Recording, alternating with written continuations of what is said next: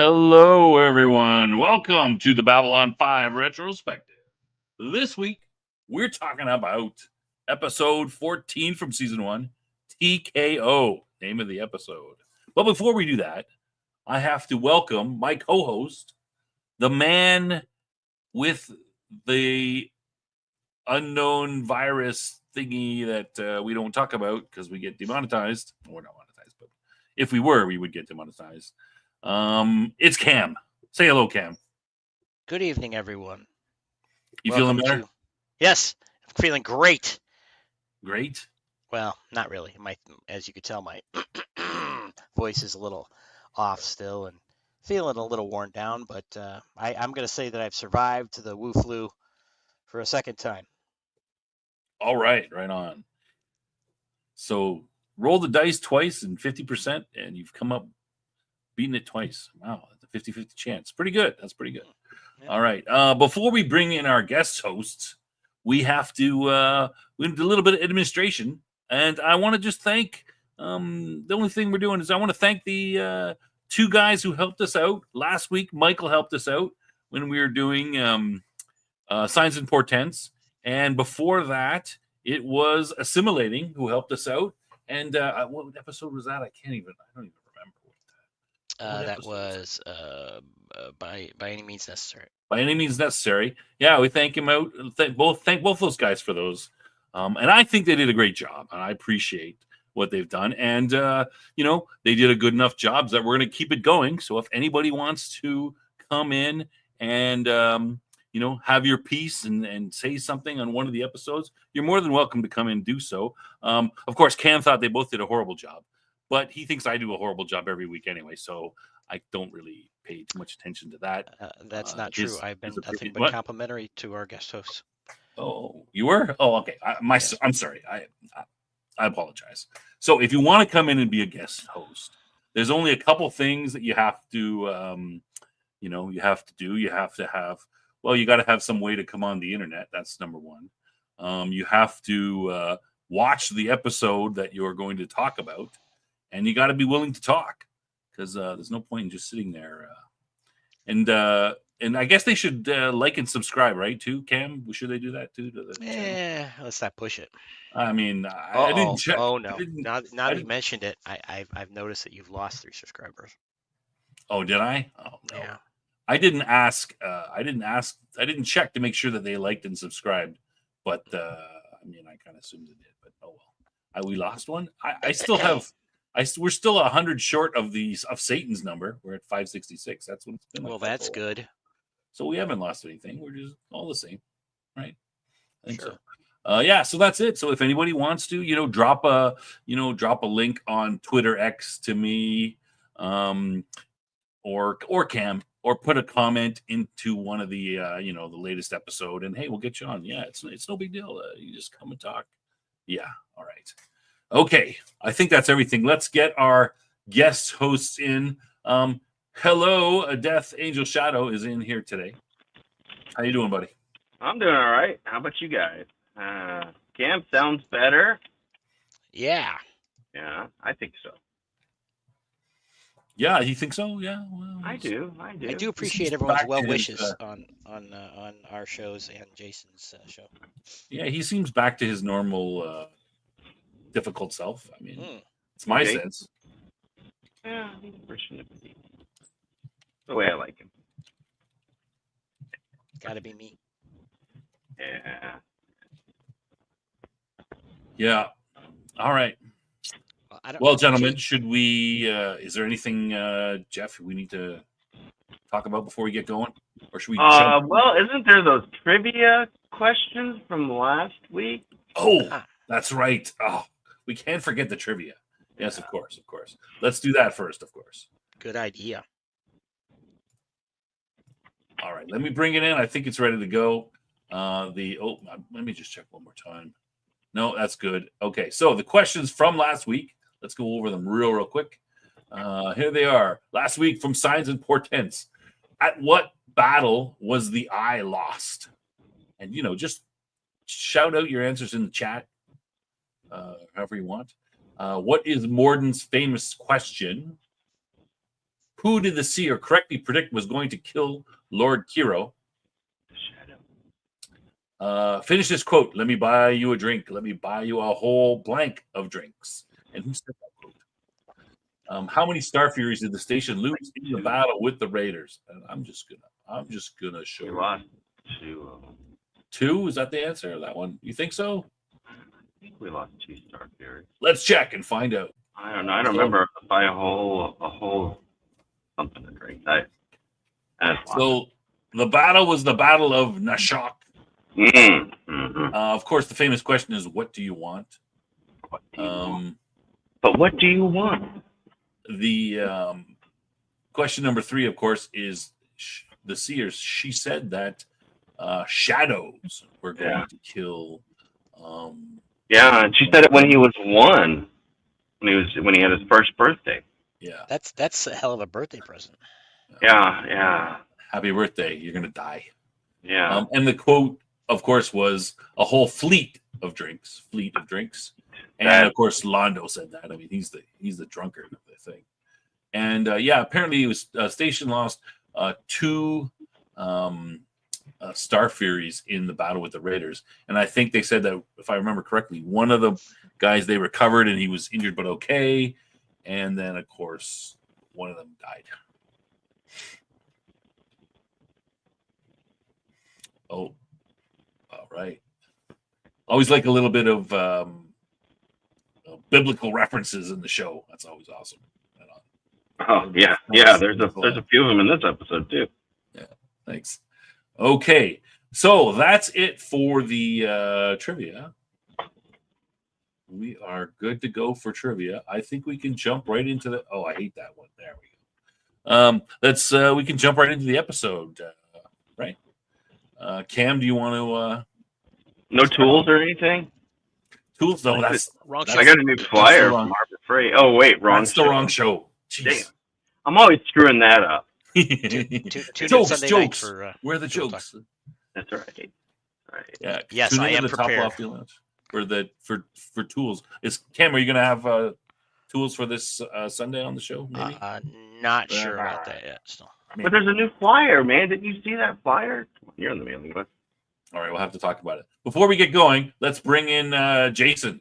Yay! Jason, Hi. welcome. Got my message. Howdy. I did not get your message. I'm just looking now. Fashionably late. I actually spent most of the day thinking it was Tuesday because I was helping James finish up his taxes. Wait. And I had it in my. We did work on taxes yesterday, and then my internet went out, and so we couldn't finish because with my Wi-Fi out, I couldn't send anything to the printer, and we couldn't e-file, and it became a mess. So we spent today.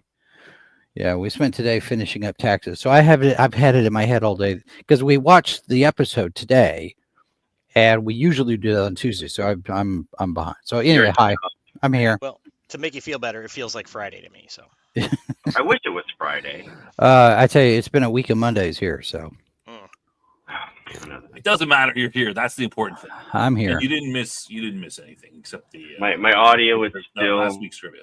Still, it's horrible self. I'm sure. Yeah, it is. Wow. No, wait. Is that better?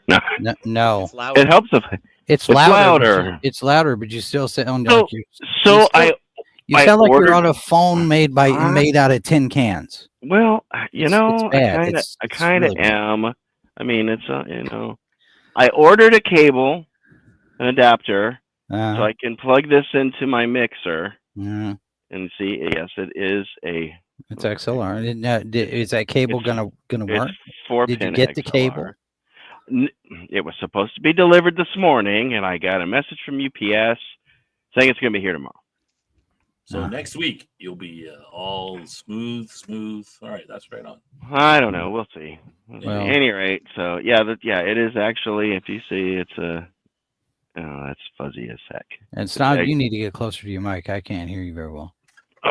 But all right, how's that? Yes. Yeah, that's good. All right, I'll 6 to 8 inches. 6 to 8 inches forward. from your microphone is the best part. I got to get one of those arm things.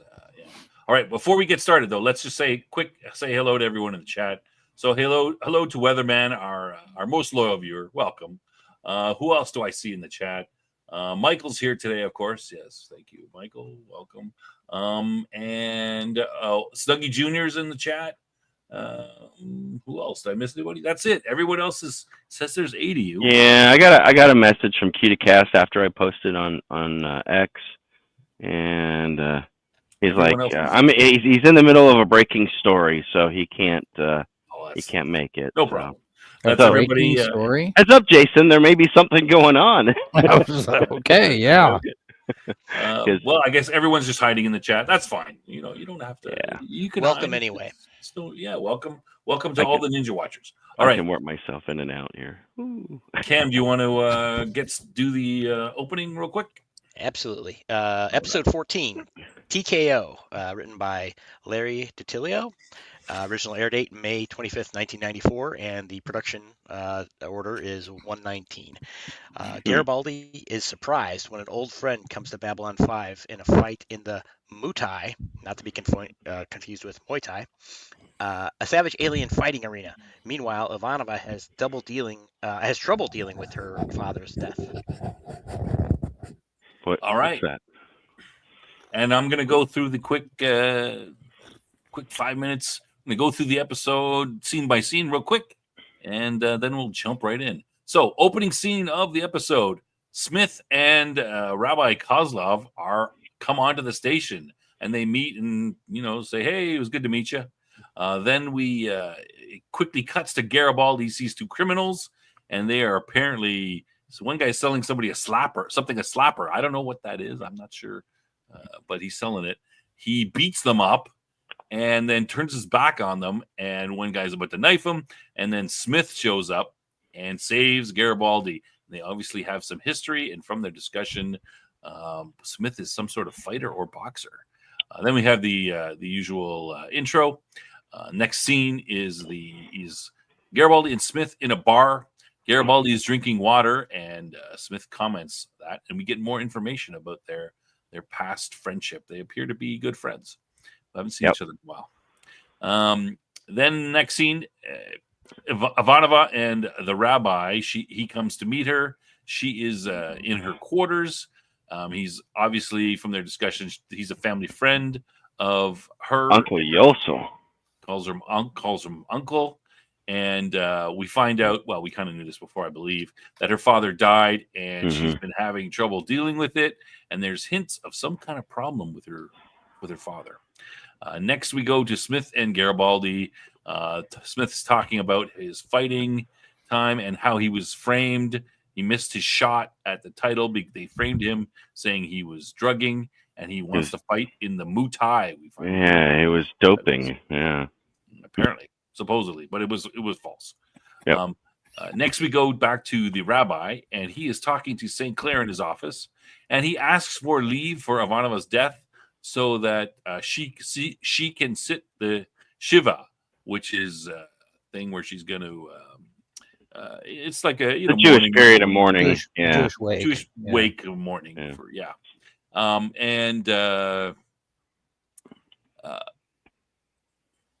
He mentions, he talks to Sinclair about her. We find out that he asks for leave for her. We find out there's some sort of bad blood between her and her father. He basically meddles. We learn more about the meddling Ivanova family.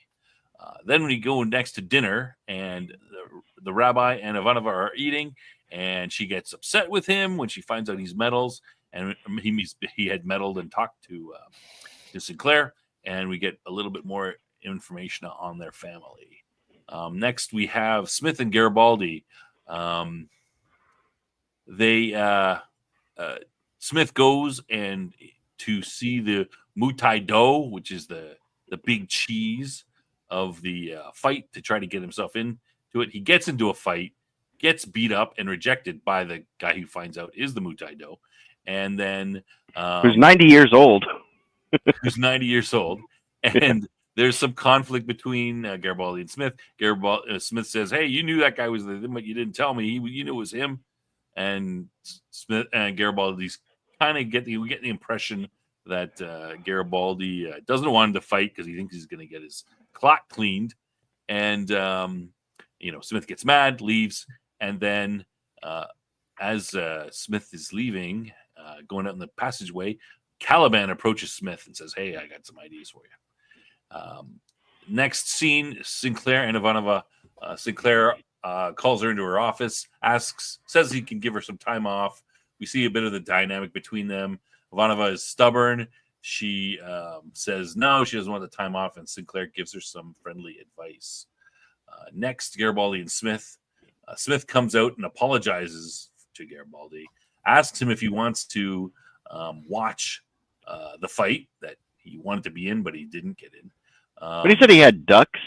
Smith has ducks to it, which I assume are tickets, but we can talk about that later. They look like sticks. I don't know. That was weird. Yeah, death sticks. We'll talk about that later.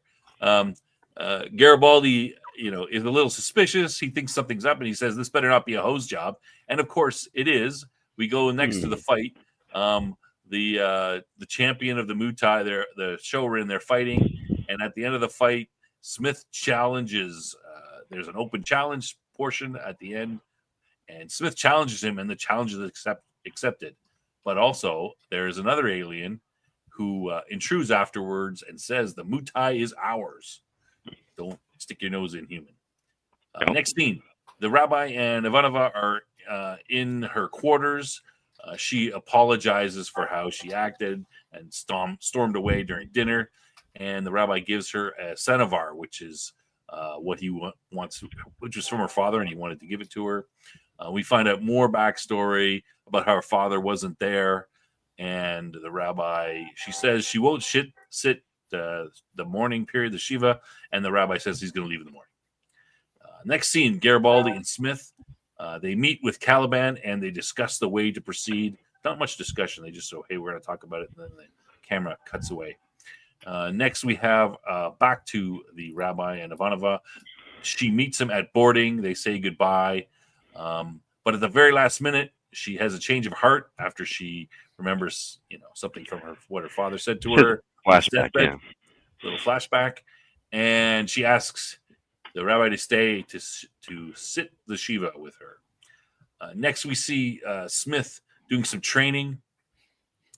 Garibaldi is there. He kind of questions Caliban. Does he have a chance to win? And Caliban says he will fight bravely. So he's very non-committal. Next scene is we have a sportscaster talking about the history that there's a human. Walker Smith is going to fight in the Muay Thai first one, the historic, that sort of thing. And it immediately cuts to Garibaldi trying to talk him out of it. But Smith seems to get Garibaldi on side. He says, in order to be the best, you got to face the best. And so Garibaldi finally seems to come and say, all right. Next, we have Ivanova and Smith. Ivanova and Sinclair. She talks to him and takes leave. Sinclair says she's the best officer he's ever worked with, but also a friend, and he will be there. Next scene, the Shiva starts. Everyone's all around. They start the ceremony. Next scene, the Smith and Garibaldi. Garibaldi's giving him last-minute advice, all right, before they head out to fight. And then we go back to the Shiva, and Ivanova tells a story about a touching story about her father. Our father stood up for her. And then we go back to the fight. Smith versus the Shorin. Smith is taking a beating. The alien tries to interfere. He pulls out something, and Garibaldi stops him from interfering. We don't know what he was doing, trying to shoot some drugs or stab somebody. We don't, not quite sure. Next, it's back to the Shiva. Yeah, it looked like a little dagger or something. Next, we go back to Ivanova at the Shiva. She cries. She seems to bond with Sinclair and appears to get closure on her father's death. Back to the Muay Thai, and both Smith and the Shorin are beat the crap out of each other, and they basically beat each other down. They're both on the ground, exhausted. They can't even get up to continue the fight. The Muay Thai Do comes out and declares it a tie. And then the final scene of the episode, Rabbi Sinclair and Ivanova, they're saying their goodbyes, and the rabbi is boarding. Ivanova makes Sinclair says something about, hey, I'm glad to get off these double shifts because you were on leave. And Ivanova says, remember that next time your girlfriend's visits. And then we go back to Smith and Garibaldi, and the Muay Thai Do and some of his minions come out and tell Smith that humans are now allowed in the Muay Thai because of what he did. And that's it. He goes off. He was an icebreaker. Yeah. He's breaking down barriers. Barriers, yeah. Major barriers. Intergalactic barriers. All right. Where do we want to start? Who would like to start off? Jason, did you want to? Whiplash. Yeah.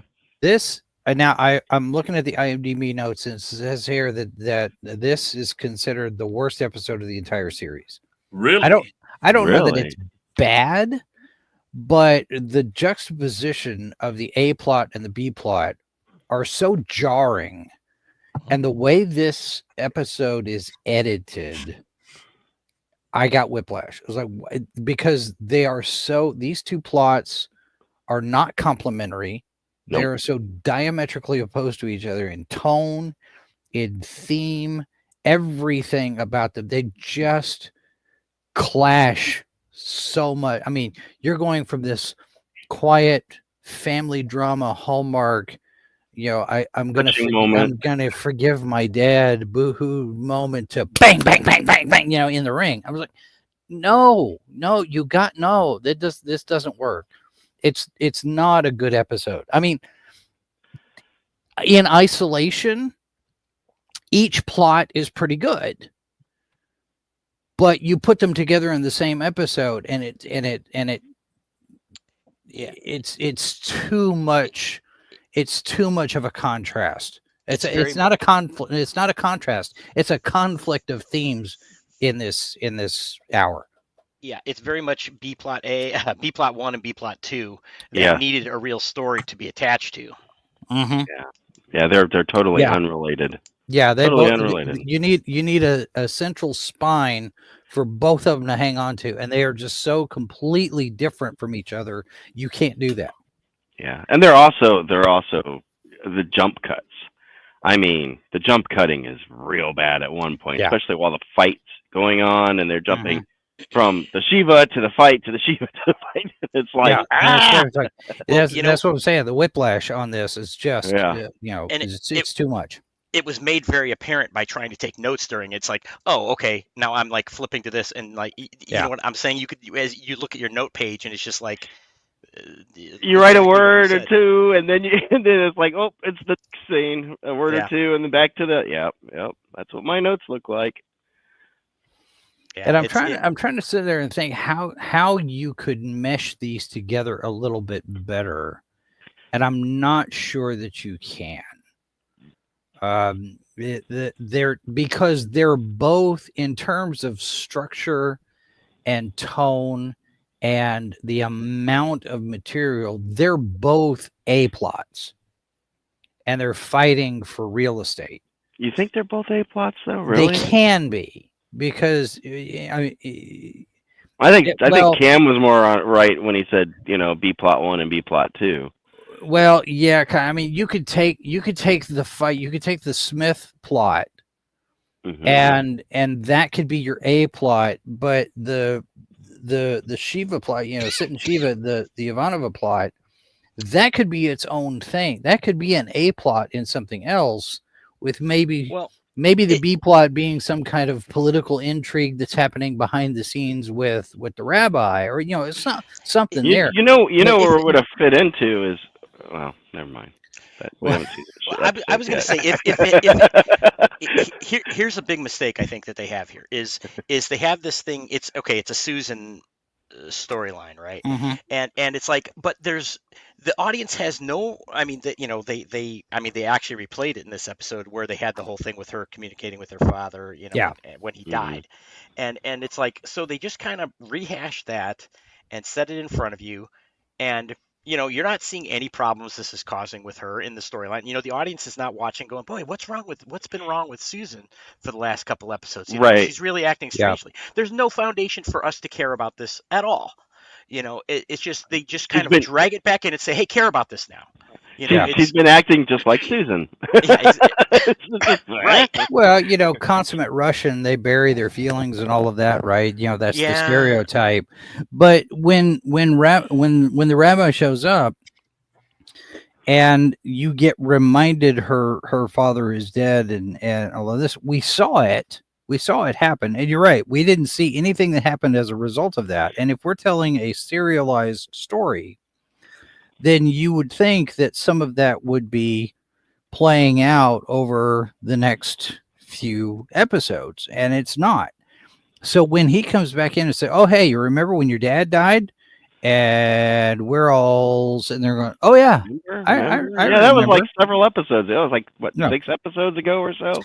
But I mean, they kind of lampshaded a little bit, because when Rabbi goes to Sinclair and says, you know about Susan's dad, right? He's like, no. She No. never said. Yeah. So you lampshade it right there that she hasn't been acting any different. Yeah.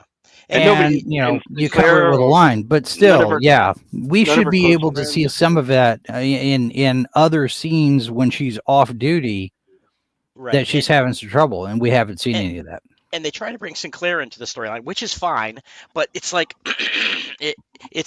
you're giving a solution for a problem that doesn't exist. It's like, Right. if there was some reason, it's like, we really, in the storyline, we need to bring Sinclair and Ivanova closer together. Well, there is no real problem with that. So again, it really doesn't have a reason to exist. This storyline. Well, and it would have been better. You're my friend. Well, Susan, you're not just my best officer. You're my friend. It's like, we haven't really seen much of that. But see, really? with these two particular plots, though, it would make more sense for Sinclair to be involved in the fight, because now you have the potential that you could do some diplomatic type of angle. Okay, you bring up a good point here, because you got a human that's fighting in this alien fight that's supposed to be off limits for humans. This is you can get into discrimination and racism and all of that, which they do a little bit, right? They do, but Sinclair being the commander of the station, he could come in and say, "Hey, why don't you give it a shot? Why don't you see what happens? And do some diplomatic speak in order to get pave the way for Smith to come in there." But throwing him in the Ivanova plot, it's, he's the star of the show, we've got to get him in here somewhere. Yeah, but the whole fight. It's kind of interesting that the whole, this fight has been going on in Babylon 5 for a couple of years, and 5 aliens have died, and at least 50 other people have been severely crippled.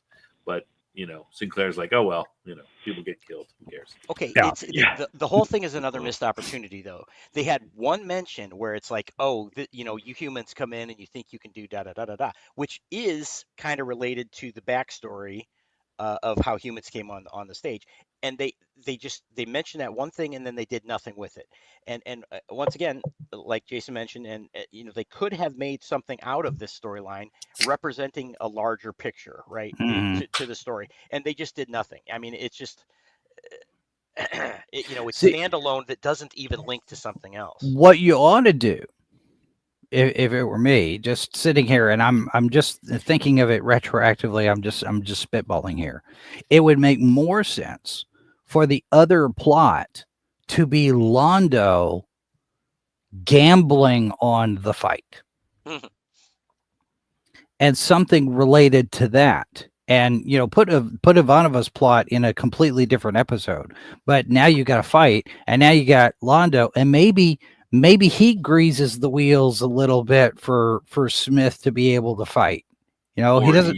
He tries to fix the fight. Or maybe, and Londo's like, we could make a whole lot of money here. Doing this thing, this spectacle in history. You just got to get and instead of Caliban telling Smith how to get involved in the fight, you have Londo do it. Mm. Well, yeah, that's a good. And again, Londo and Garibaldi have a thing going. And yeah, it could have been and that plays into that too.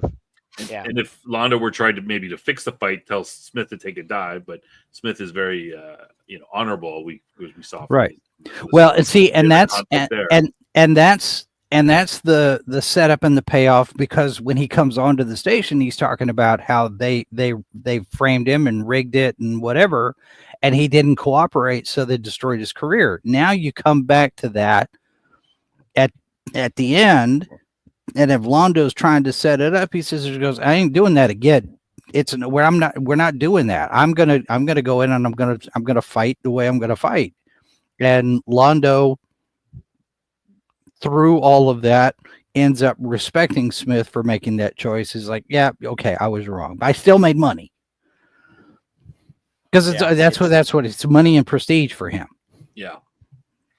So I'm gonna defend the episode slightly, a little bit. Someone has to. I think it was good. I mean, we got a lot of backstory from Ivanova, so there was that good portion of it. I mean, if you want to look at if it's an episode to give us, some backstory to the characters, there's a little bit for Garibaldi, much more for Ivanova. But again, I agree with everything that everyone said, and it could have been put together in a much better way.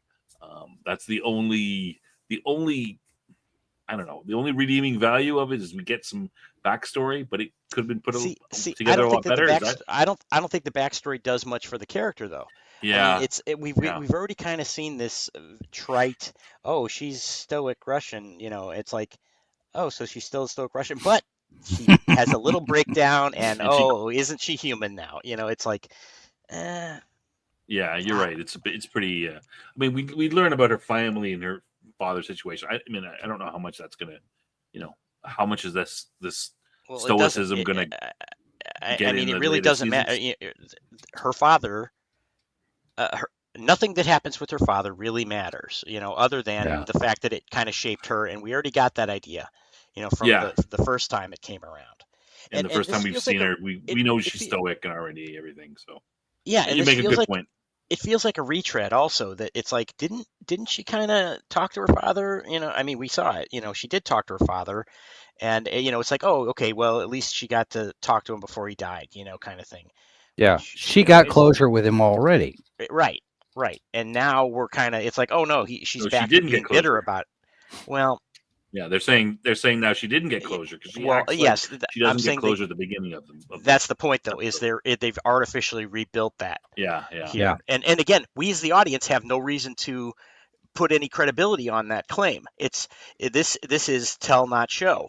It's the exact opposite of what you should do. There's no motivation within the story for us to care about this. It's not affected her in any way that is noticeable. She didn't screw up on the job, make some sort of exactly mistake because she was distraught.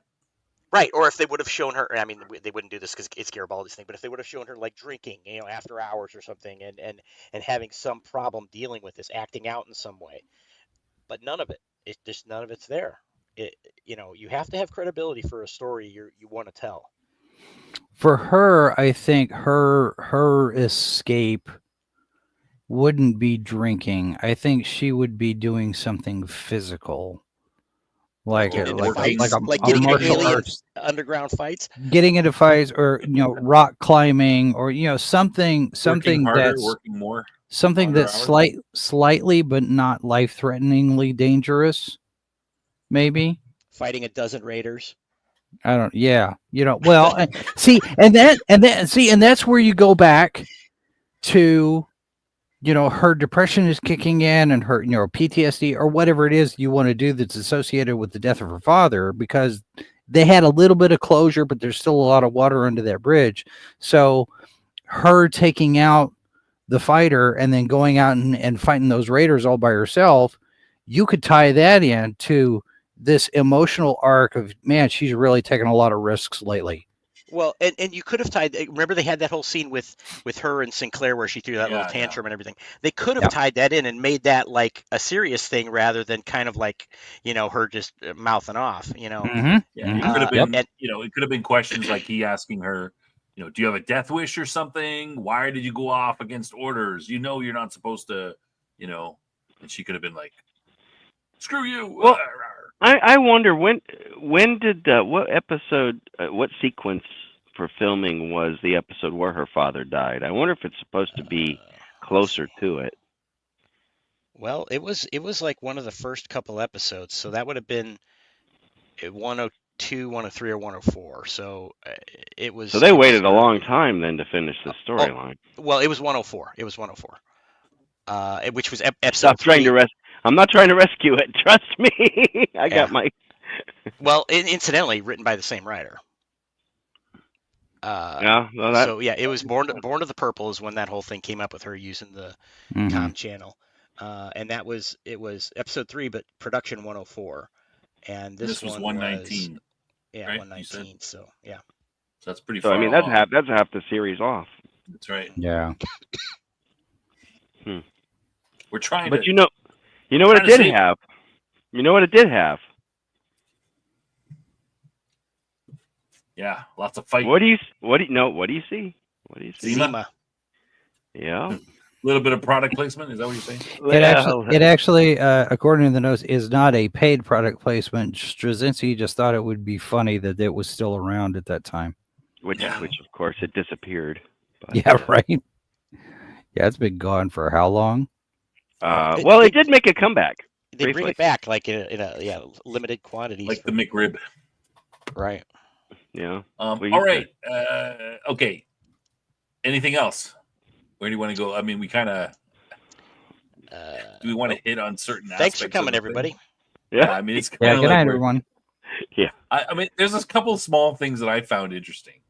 All right. If nobody has anything more deep, please. These are very surface level. You notice what book that in scene 3? What book Ivanova is reading on the couch? She's reading. What's his face's Harlan Ellison's one of his books, right? So, it's actually. I don't think it's an actual book. I think it was just a prop. If I was reading the trivia right, that's not an actual book that he wrote. It's like a made up title, but he ended up taking the prop. And apparently he'd walk around at conventions or something with it. They'd say, "Oh, you've got a new book out." And it's like, no, it's not. Harlan Ellison did, or Harlan Ellison took the book prop, and that's so funny. People would see him walking around with this new book that didn't really actually, working without a net. He according to this Working Without a Net was the title of Ellison's planned autobiography, which was not published until July 2019. According to Straczynski, Ellison borrowed the prop and carried it around for a short while to make people think they'd missed it when it came out. That's just the sort of thing that Harlan Ellison would do.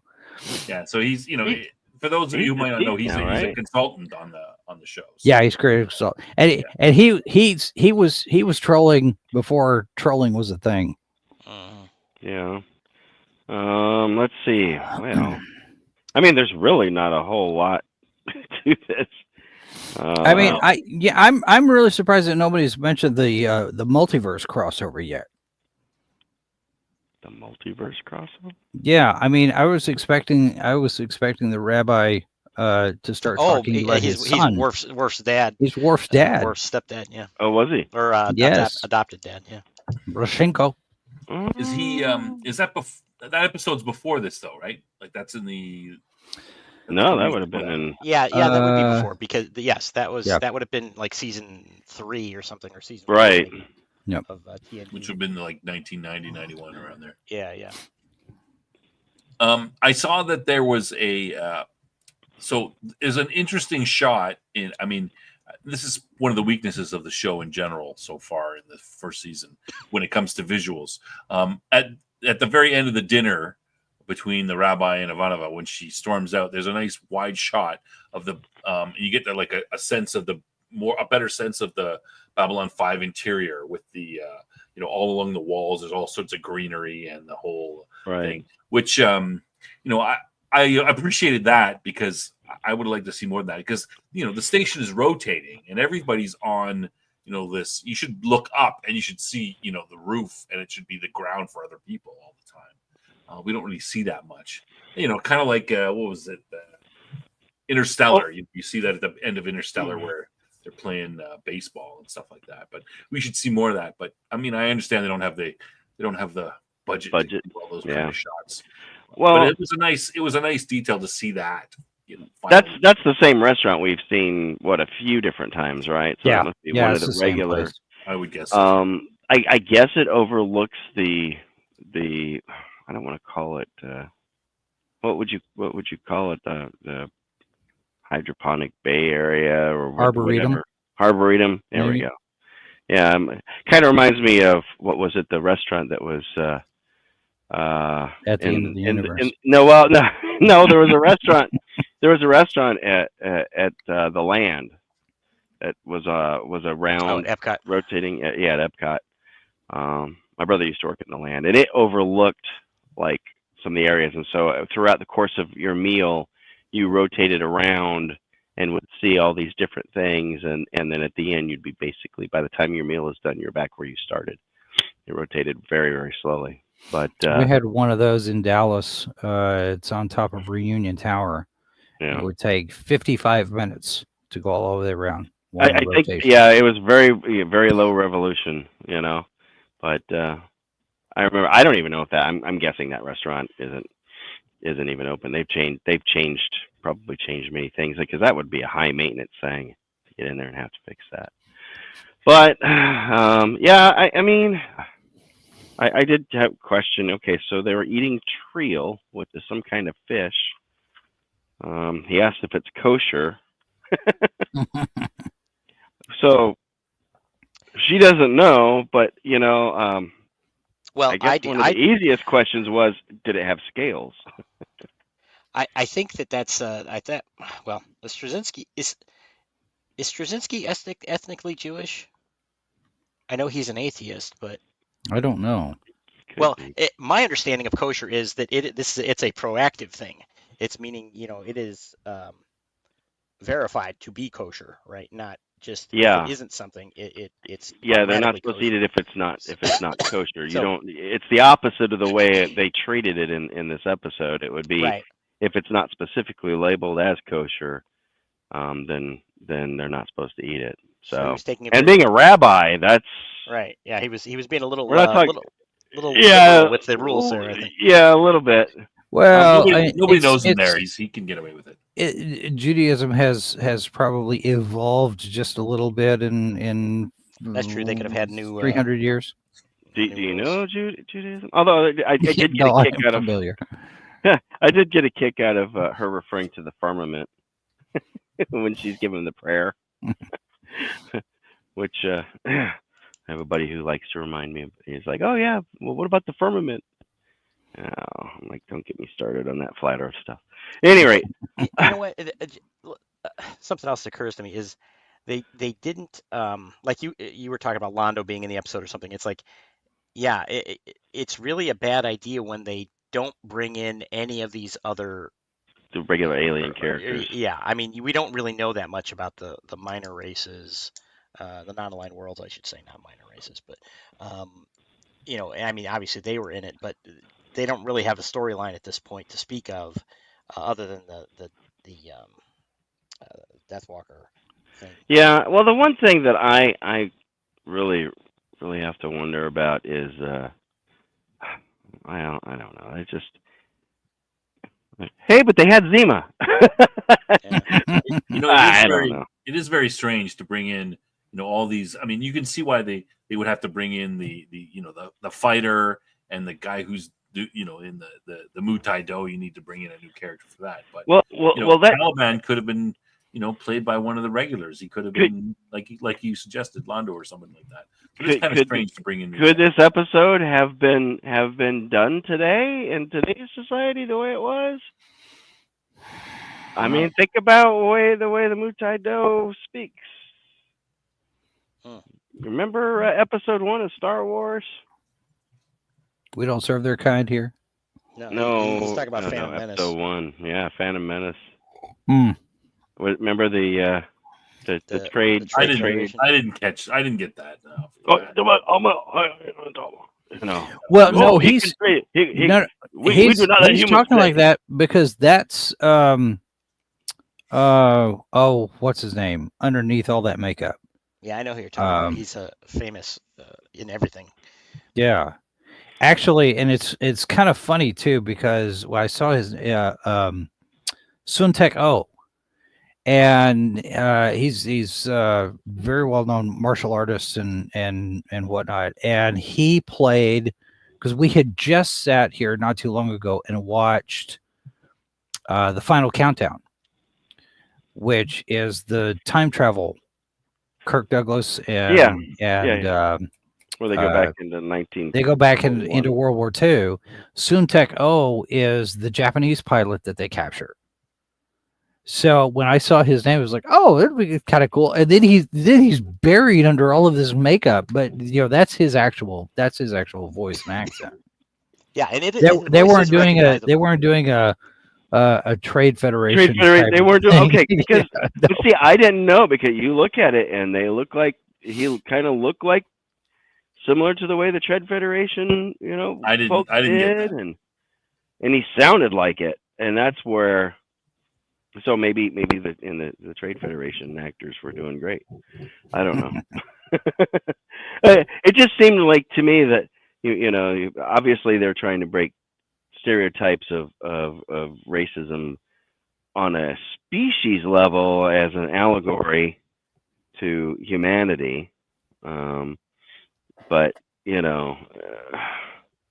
it still seemed a little. It's like, ooh. And they definitely were borrowing liberally. I could, the fighters, but to me it looked more like MMA.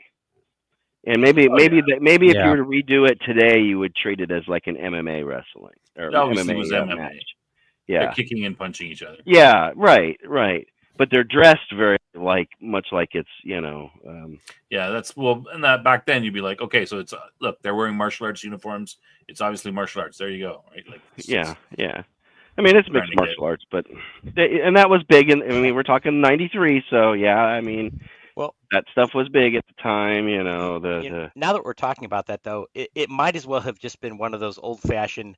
I just stand here while you punch me, and then I stand there while or then you stand there while I punch you, kind of things. It's like there was no defense going on. It stopped. Yeah, the first they were just trading blows. It's like the first 3 punches that Walker took. Is it Walker? No, Smith, right?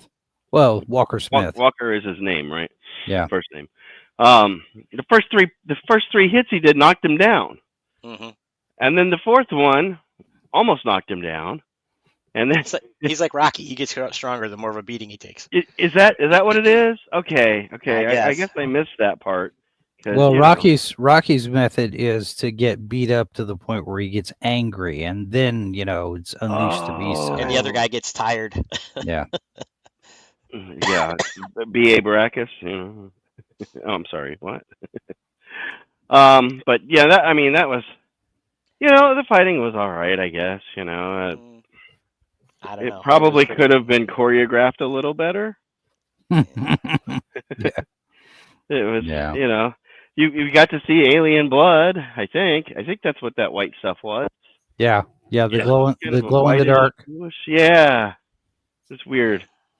It didn't stand out to me as blood really, but maybe it would have been too realistic if it had.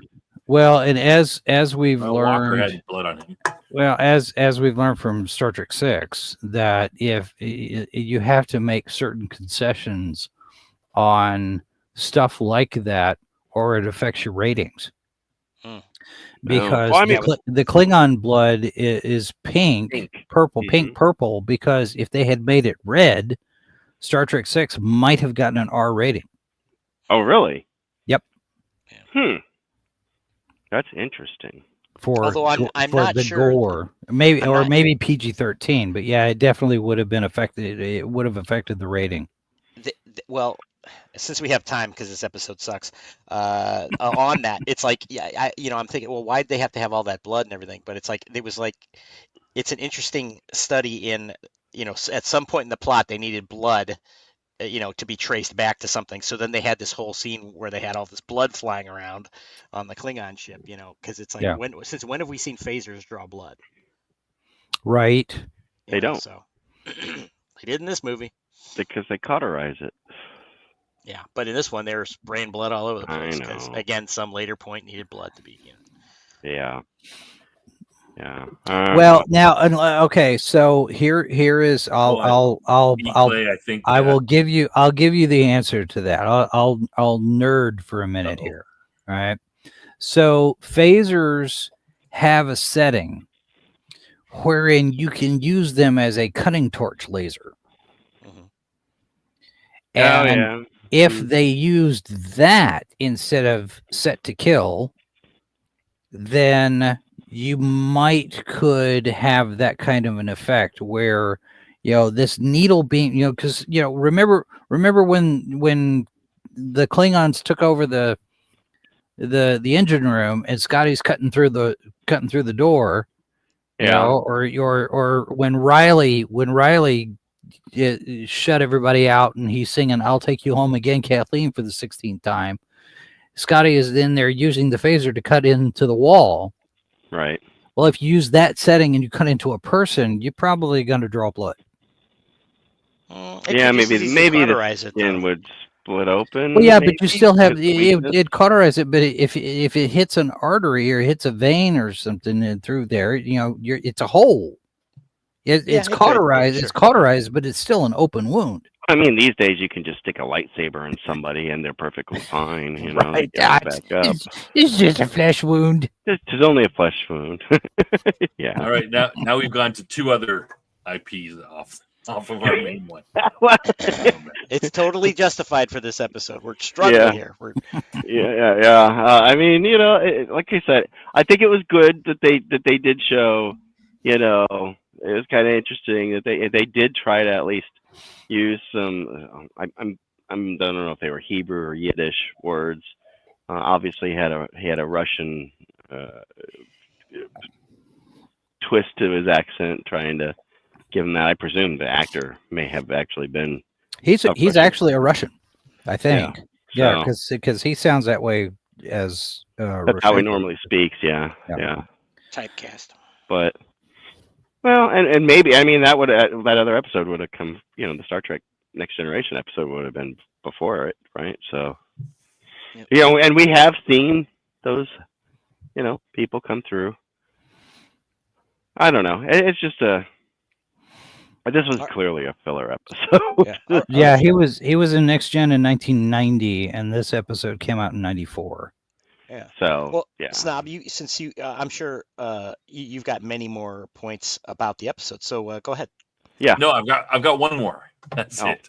It's Austrian. I was digging. The only other thing I saw, it was interesting to see a little bit of the aliens pissed off at the humans. Usually we see the humans being racist towards the aliens.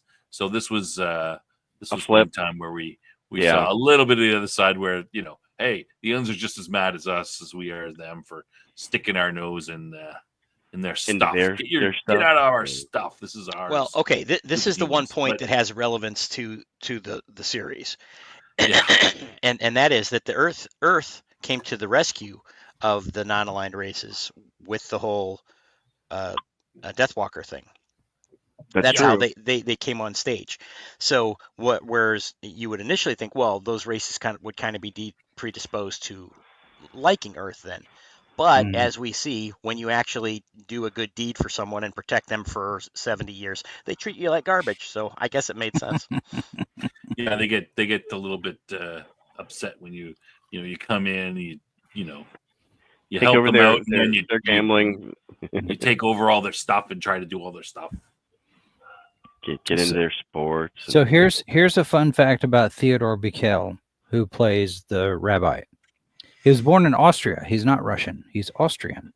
But he's the original Captain Von Trapp. Oh, really? From the original Broadway cast of The Sound of Music. He was Captain Von Trapp. That's kind of neat. Hey, you found us one thing that might save this episode. He should have sung Edelweiss. Edelweiss. Right. Yeah, that would have been great. Yeah.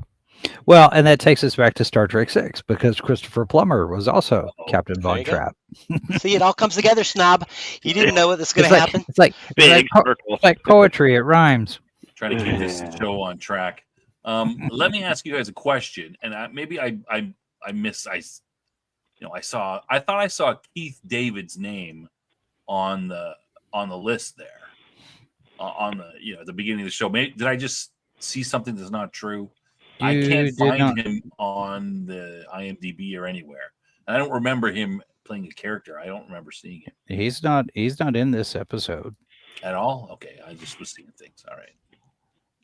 Well, thanks for that tidbit. That was really great. Okay. Well, hang on. Let me look, because I'm looking through all of it. A little bit of trivia there. Wait. Well, a little bit of non-trivia trivia. Well, you could IMDb him and look and see if. Yeah, that's a good did, and question. I didn't stop. I did. Yeah, he's not in this. Just in ask this episode. Who wasn't in this episode. That's right. That'd be great. And the answer is Keith. There's a long list of people not in this episode. But you got to get the right one. No, but it was weird. Like, I'm watching the episode. I thought I saw his name, and I'm like, wow, what? He's in there? Where is he? I didn't see him. Who?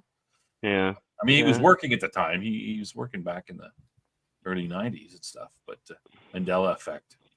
You have to watch it again. Yeah, he's not in this one. Yeah, I didn't see his name anywhere. I'm like, oh, all right. I mean, I tried to make 2 pages of notes. It was kind of rough. I mean, I wrote big. My pen even stopped working, and I don't think I missed anything. See, here's the weird thing. IMDb says that Harlan Ellison is in the cast uncredited in this episode somewhere. Maybe he's one of the aliens. I mean, an alien, or maybe he's a spectator. I can't imagine Harlan Ellison getting under makeup prosthetics. Was he? It just doesn't seem the type. All right, that's a homework assignment then. All the real fans will go and search the crowds to see if you can find Harlan Ellison. Right, fine. Unless they were giving him a credit because his picture's on the book. But yeah, I don't see. Was his picture on the book? I didn't notice it. Yeah, his photograph's on the back of the book cover. Oh, right.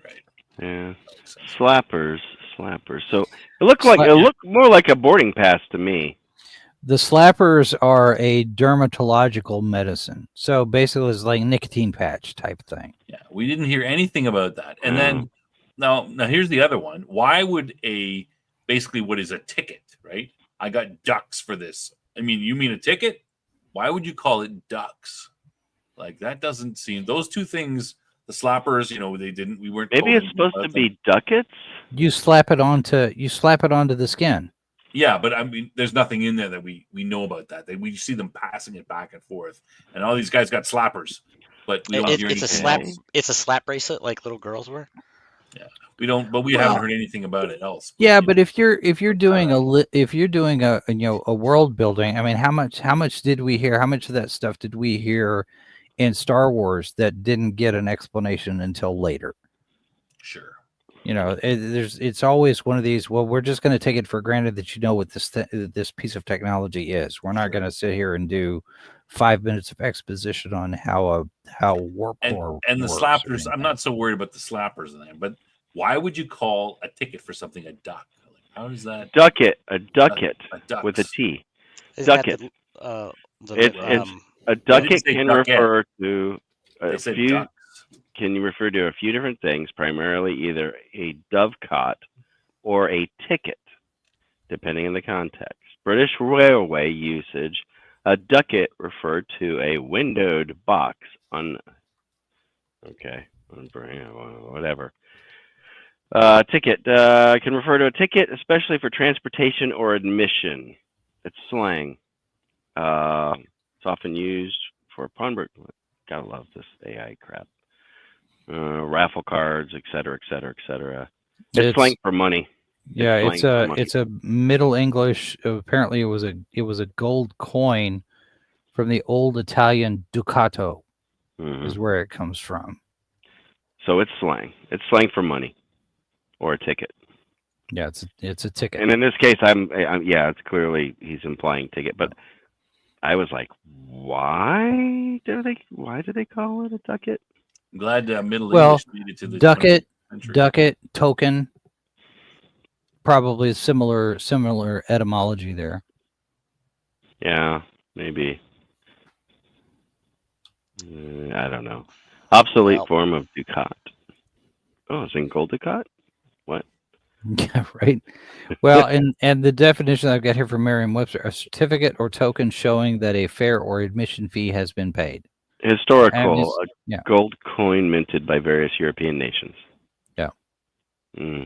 So, yeah, I get it. But it wasn't odd. They're just trying. Somebody got out the thesaurus and was looking for another word besides ticket. It's clearly what was going on in that. Well, it's we're 300 years in the future, or however many hundred years in the future, our slang has evolved. That's all that is. We've brought back old words in the future. Well, sure. In the year 2000? Oh, wait, in the year 25. Yeah. At least it's that's not probably what it is. Chinese slang like that awesome show Firefly. So man, everybody loves Firefly, right? I don't know anybody. It's the same. It's the same kind of thing, though. We're gonna adapt the language for the world building. I'm glad that the audience is getting all this etymology of various words. I'm sure they appreciate that.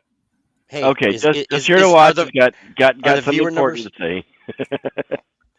Yeah, the viewer numbers are going up. Actually, they're skyrocketing. So shut up. Get out of the way. Yeah, I'm not. They're not. I'm surprised they're not plummeting. But anyway. Okay, thanks for staying, our valued watchers, loyal viewers. Appreciate that. So just here to watch. You've got it up there. The B plot is a story proving you still have it. The A plot is a story realizing that you never lost what is gone. Okay, and that's the best he can do. Kudos. Congratulations. All right. Yeah.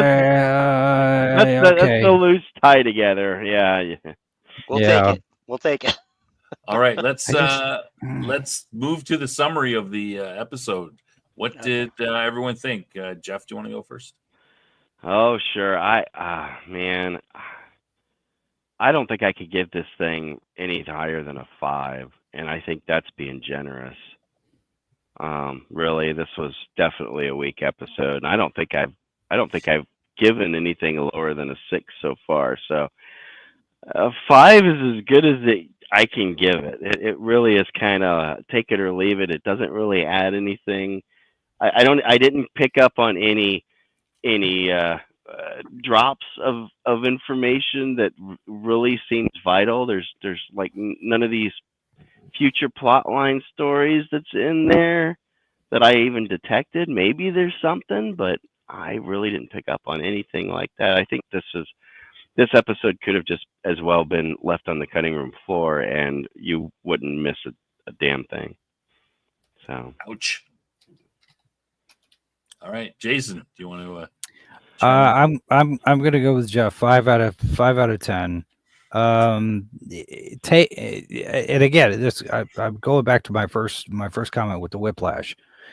Taken separately, they have potential in those stories that's unrealized because they're mashed together. If you had taken Ivanova's story and done it separate with a different B plot, I think it would have played a lot stronger. But I think it also needed more build up to it in other episodes. It kind of comes out of nowhere. The fight, I think it would have been better to put Londo in there in some way, shape, or form. It almost feels like a bottle episode because you've got so many of the credited cast of regulars that are not in this episode. Yeah. It's cheaper.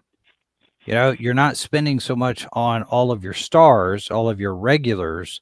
You're paying for the rabbi, Walker, and Caliban and the ringmaster. There's 4 guest stars instead of 8 regulars, and you're essentially on 3 sets for most of the show. This feels like it's kind of a bottle episode, which this is what we talk about with Star Trek. Bottle episode is everything happens on the ship, and maybe you've got 1 guest star. There's no extras. There's nothing that costs any more money. So this is this is a bottle where it's just okay. We got 3 of our regular cast out of all of those, and then 4 guests, and keep the money down. All right. We have a debate in the chat. Cam? Episode didn't need to exist. You could skip it and miss absolutely nothing. The stories themselves weren't horrible, but they just have no reason for really existing. And in a show so famous for, its continuing storyline, it's befuddling that they do this so often throughout the first season when they should be establishing things that matter. Well, and Weatherman has it right. It is a filler episode. Yeah, more than it is anything else.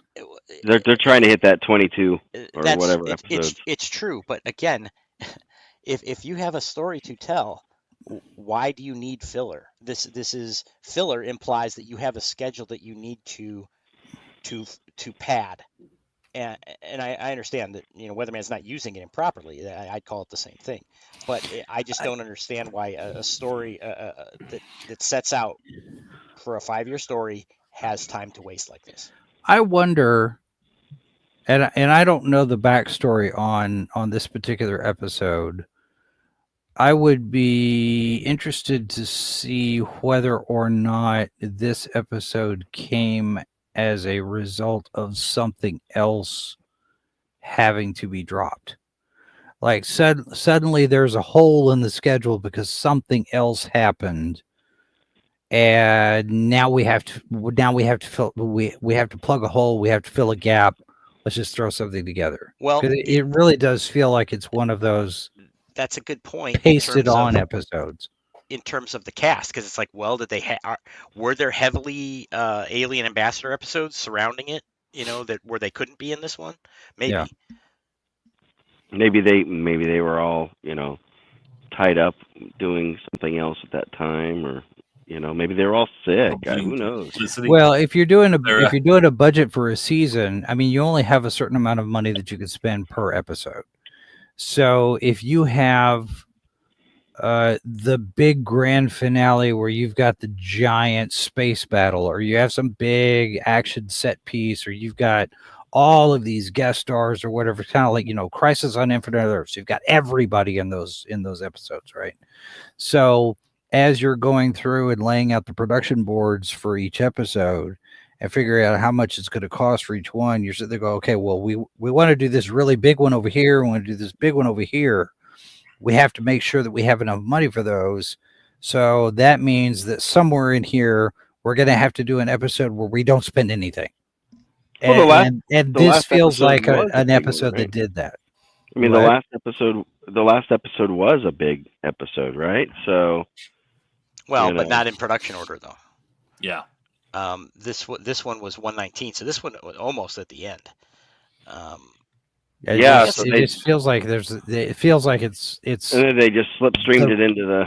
Yeah, it's the result of something. Oh, we'll throw it here. Maybe they found that they went over budget somewhere else, and so they're like, "Quick, we're gonna cut this one. Make some changes." Because really, there would be 3 episodes after this one in filming order.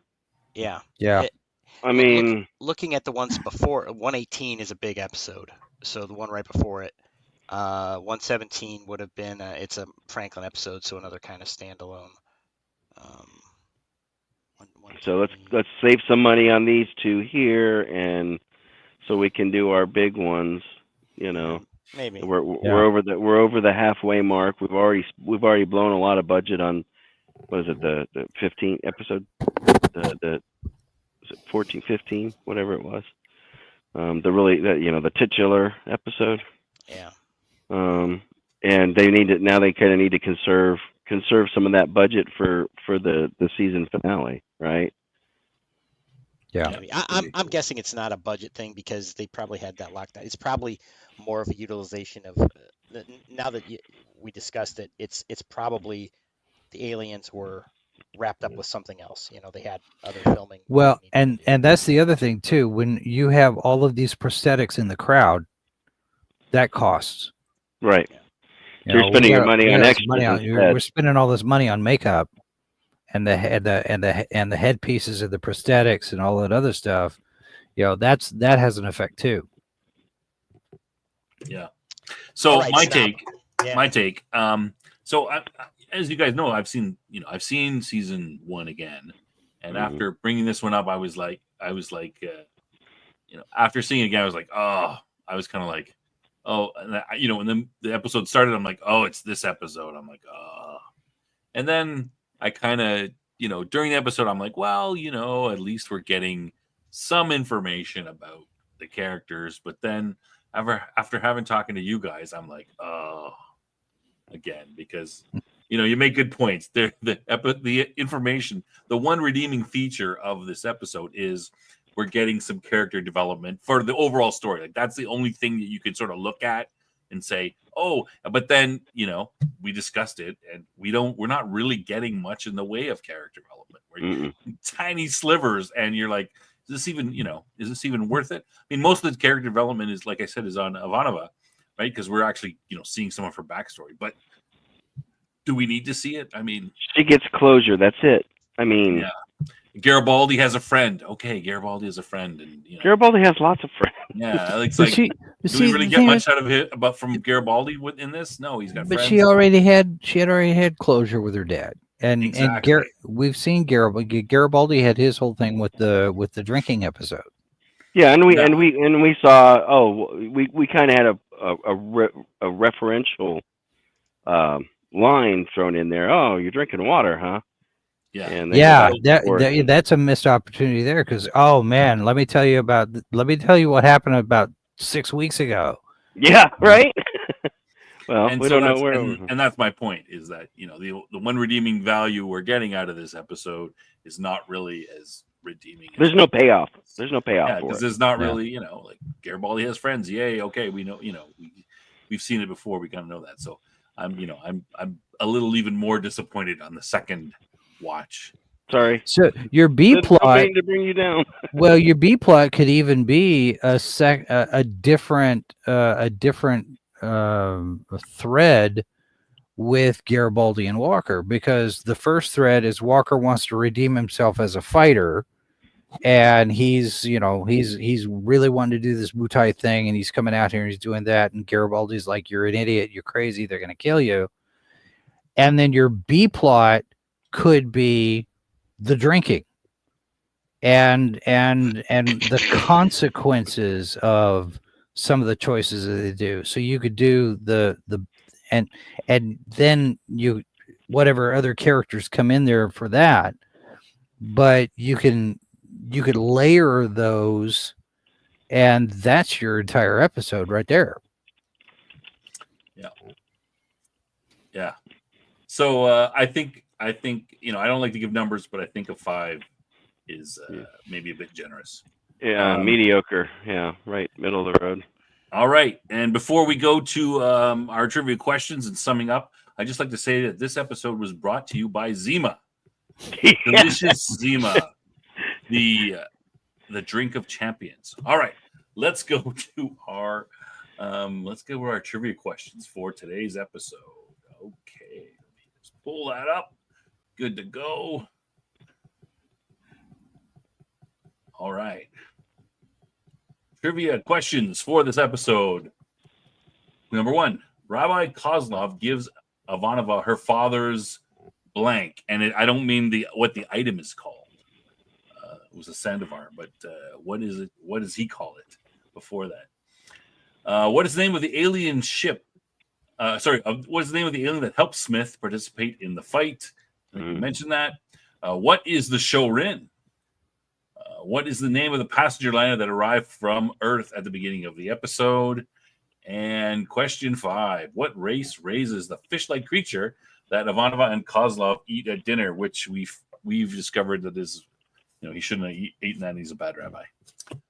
So those are the trivia questions for this episode. Before we go out, does anybody, Jason, what's coming up on your show? I don't know. I don't really have anything. If we do a show tomorrow, we will probably talk about the latest developments in Dungeons and Dragons. I don't know if you guys saw that. I posted over on our Discord. Apparently, they're going to sit there and say, hey, you guys can take our new rules and you can make your own material on this shared server thing, whatever. And everybody's looking at it kind of sideways going, this is kind of a hinky way of you stealing all of our stuff and using it for yourself. I don't think so. And by the way, we get 50%. We get 50% of anything you sell. Yeah. And if we can at any time write additional material based on that, we don't have to pay you for it. I think we've been down this road before. Oh, did I? Yeah. Yes, we have. Yeah, this is that. But I don't know what else we're gonna do. It's kind of been a weird week here for various reasons. So that's tomorrow though, right? Weird week. Weird. Yeah, we'll probably do a show tomorrow. Okay, you do that tomorrow. All right, awesome. That's good. Awesome. I'm interested in that. I've been following that a little bit. Well, and of course now that Perkins is gone and Mr. Rules Lawyer himself. I wonder if they all. I wonder if they all left knowing that this was coming. Yeah, they must have. This is not something they just get out before it happens. Oh, and at some point I may do a chair stream. Ooh. A what? All weekend. A chair stream. Yeah, 24-hour chair stream. You're gonna just stream Todd in the chair. 72 hours at least. We could do it. Yeah, we could do a Todd stream. We could do a Todd stream. We'll do a Todd stream. I'll just play some music and just let you look at Todd for an hour. Yeah. Weatherman wants you to remove the Microsoft idiots from D&D. Can you talk about that tomorrow? Yeah, we can talk about that. There's so many idiots to extract from the D&D world. Well, there's no creative talent left, so I think they're going to sell it. Well, hey, tune in tomorrow and let's have a debate. Let's do it. Yeah, we can do it. Death Angel Shadow. Yeah, I might be tuning in tomorrow and participating in a debate. You'll be tuning in tomorrow and listening. I'll let you guys, Jeff and Cam. I'll let you guys do the show tomorrow. I'll just engineer it from the background. You heard it here first. Breaking news. That's what I did today. Cam. I got nothing going on. I will just mention that next week we have episode 15, Grail. How are you feeling, by the way? I'm generally better. Pretty good. I am COVID negative now, so good show. Now you're just worn out. Yeah, just a little time. Yeah. But so next week it's Grail, right? Indeed. So next episode, next Wednesday, same time, 10 p.m. Central, we're going to be talking about Grail. And, I hope it's so much better. Well, it can't be worse. Right? That's true. Well, I don't know. We've hit bottom. And this week on the Top Lofty Lounge, we're going to do a show on Sunday. Cam and I discussed it, and it's Easter, but you know what? I'm going to be around Easter Sunday night, and so is he. So we figured, hey, we'll do a show. And we're going to talk about, it's going to be pretty relaxed. We're going to take it easy. We're going to talk about various science fiction IPs and how we would fix them. And Cam is going to talk about how you'd fix how we'd fix rock and rule for sure. We're going to talk about that. Rock and rule. What do you mean? How you fix rock and rule? Well, Cam feels that it could be fixed. We reviewed it last week, and it was kind of like, and then it started occurring to me as we were discussing that it's like, this could have been a lot better. It wasn't horrible, but it just, missed some obvious things, I think. So we'll just have a light discussion. We're a light discussion about that, and then talk about some general IPs. So if you want to show up for that show, throw in your. No, it's not going to be a long show because we're going to limit it to 10 minutes per maximum. Yeah, but audience, bring your own, if not less. Ideas. But yeah, the audience could bring their own ideas about what IPs to fix, or even about whatever IPs we talk about. Throw your 2 cents in, and we'll throw them back and forth for an hour. Take it easy, let you digest your Easter dinner, and that's about it. All right. Yeah, and happy Passover to all of our Jewish folks out there. Of course, yes. That's going on right now too. It's with this episode as well. Yeah. And of course, this is Holy Week for Christians, so. It is, yep. Well, I think actually I was going to say not for Orthodox, but I think Orthodox is aligned with Western Christianity this year, right? I think. Well, I think Passover ends at sundown this Saturday. Not Passover. I'm talking about Christian Orthodox. Oh. I think that they're that Easter's on the same year this year. Oh, that's right. They do some different. Well, there's a couple of different Orthodoxes too, because you got Russian Orthodox and you've got the. Yeah, I think they all follow the same calendar though. Do the Orthodox ones do? Okay. Yeah, I think so. I actually know somebody who is an Orthodox Christian. I think he's Russian Orthodox too. Oh, well, ask him. I have to. He's a D&D player too. Yeah, well. All right, that's big time off topic. Any rate, yeah, we're off. We weren't going to do just there to watch. We weren't going to be specifically a call-in show, but just take stuff in the chat. But we potentially could do that. But we're just going to take things from the chat. So get your Google phone ready. Yeah. So that's it for the show. Remember, if you want to come on the show as a guest host, let us know. Put something in the comments. Talk to Cam or I on X, Twitter. Say something. Say, hey, this is the episode I want to come in. And Michael and Assimilating did a good job, so we're happy to carry on with that and have people jump in. You just let us know. Pick the episode.